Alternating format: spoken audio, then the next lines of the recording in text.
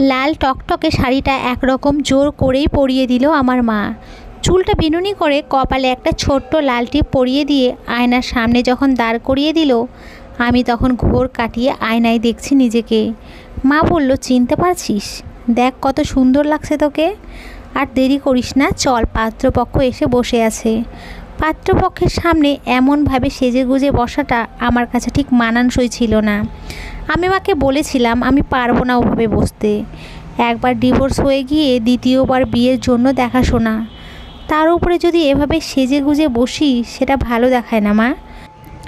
মা বলেছিল মন থেকে এমন ভাবনাটা দূর কর, ডিভোর্স হওয়াটা দোষের নয়। জীবনে এমন কত ঘটনা ঘটে, তা বলে কি জীবন থেমে থাকে? মায়ের কথাগুলো হয়তো ঠিকই।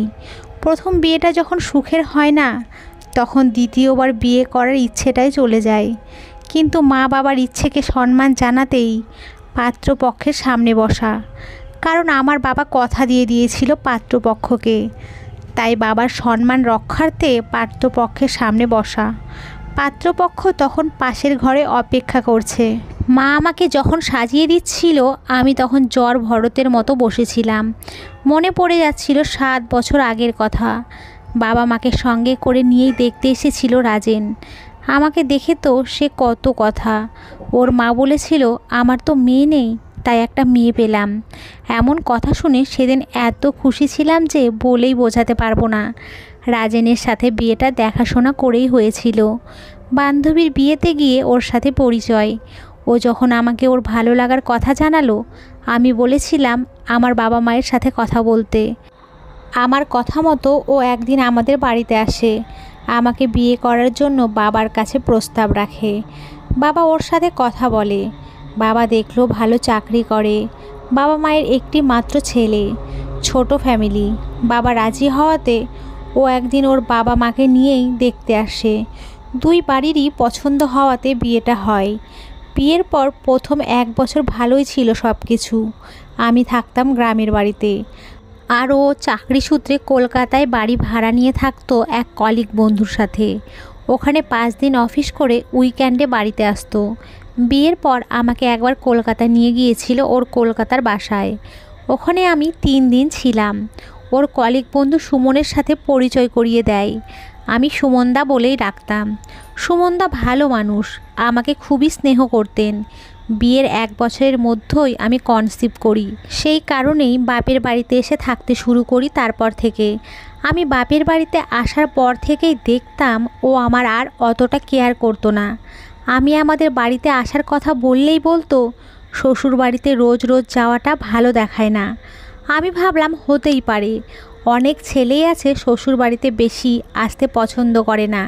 কি একটা দরকারে একদিন রাতে ওই 8:30 বা তার বেশি হবে, ওকে কল করি অনেকবার, ও আর রিসিভ করে না। আমি সেই মুহূর্তে কোনো উপায় না দেখে সুমনদাকে কল করি। সুমনদা বলে আমি তো আর ওর সাথে এখন থাকি না, 2 মাস হলো আমি রুম ছেড়ে দিয়েছি। তবুও দেখছি আমি কল করে। সুমনদা কল করে ওকে না পেয়ে ওর রুমে যায় ওর খোঁজ করার জন্য। গিয়ে যা দেখে তাতে আর বিন্দু মাত্র দেরি না করে আমাকে কল করে বলে, লিজা তুমি রাজেনের সাথে আর থেকো না, ও তোমাকে ঠকাচ্ছে। এমন কথা শুনে একটু ভয় পেয়ে গিয়ে জিজ্ঞেস করি, ঠকাচ্ছে মানে? রাজেন অন্য একটি মেয়ের সাথে লিভ ইন করছে। মাথায় বাজ ভেঙে পড়ার মতো অবস্থা। সেদিন কল করেও ওকে আর পাইনি। পরের দিন ওকে কল করে জিজ্ঞেস করতে ও আমাকে বলে ও আমার ভালো বন্ধু, তাছাড়া আমি ওকে ভালোবাসি। হয়তো কখনোই ওকে বিয়ে করতে পারবো না, ওকে ছেড়ে থাকতেও পারবো না। শাশুড়িকে বলতে শাশুড়ি বললেন ছেলেদের অমন 2-1টা বন্ধু থাকে, একা থাকে তো তাই, ওটা দোষের নয়। জীবনটা তখন থেকেই এলোমেলো। ডিভোর্স ছাড়া আর কিছু উপায় থাকতে পারে? সে যাই হোক, আমার সাজগোজ হয়ে যাবার পর আমার মা আমার হাত ধরে নিয়ে সে পাত্রপক্ষের সামনে বসিয়ে দেয়। আমি ছোট থেকেই একটু লাজুক প্রকৃতির, সহজে কারো সাথে কথা বলে উঠতে পারি না। একবার পরিচয় হয়ে গেলে তখন অনর্গল কথা বলে যাই। পাত্রপক্ষের সামনে বসে আছি। পাত্রের বাবা, মা, মাসি আর পাত্র নিজে এসেছেন। আমাকে দেখে পাত্রের মা বলে বসলেন, বেশ মিষ্টি দেখতে তো তোমাকে।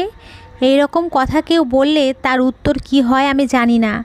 আমি একবার তাকিয়ে জাস্ট একটু হাসলাম, কারণ না হাসলে সেটা অভদ্রতার পর্যায়ে পড়ে। মন থেকে বিয়ে করার ইচ্ছেটুকুও নেই আমার।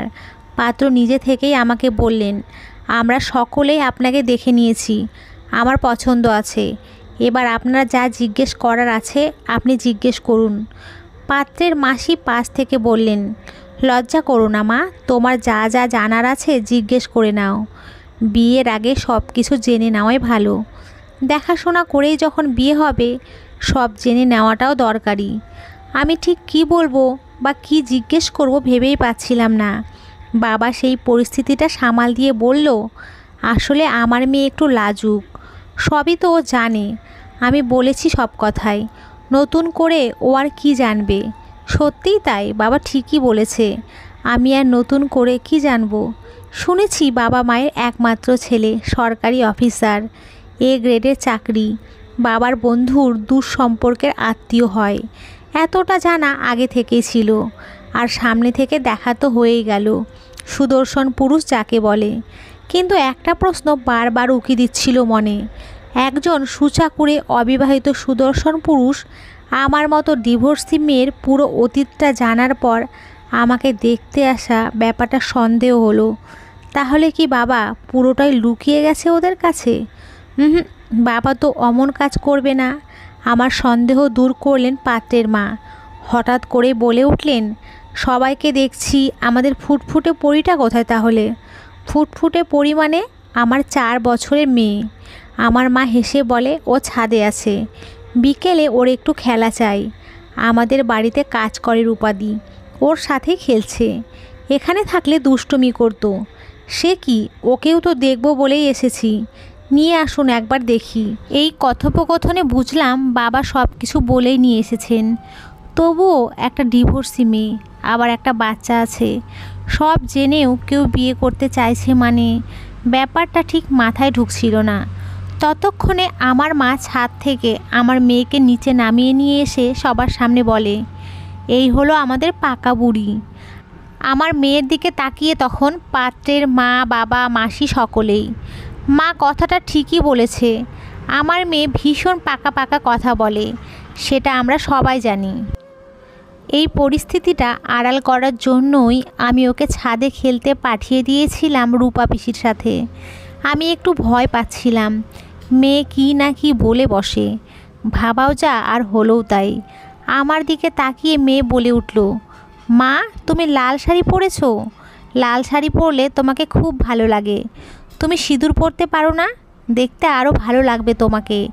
পাত্রের মাসি বলেন, সত্যিই পাকা বুড়ি, কী সুন্দর করে কথা বলে। এদিকে এসো, আমার কাছে এসে বসো। আমার মেয়ে এমনিতেই খুব মিশুকে, সবার সাথেই সহজে মিশে যায়। পাশ থেকে তখন পাত্রের মা ছেলেকে বলেন, ক্যাডবেরি দুটো দে তো বাবা, ওর হাতে দেই। ভালোই লেগেছিল মেয়ের জন্য মনে করে ক্যাডবেরি এনেছে বলে। পকেট থেকে ক্যাডবেরি দুটো বের করে দিতে যাবে, অমনি পাত্রের মাসির কোল থেকে দৌড়ে এসে হাত থেকে নিয়েই পাত্রের কোলেই বসে পড়ে আমার মেয়ে। কোলে বসে জিজ্ঞেস করে বসে, তুমি আমার কে হও গো, আমাকে ক্যাডবেরি দিলে? এমন কথা শুনে সবাই তখন হাসছে।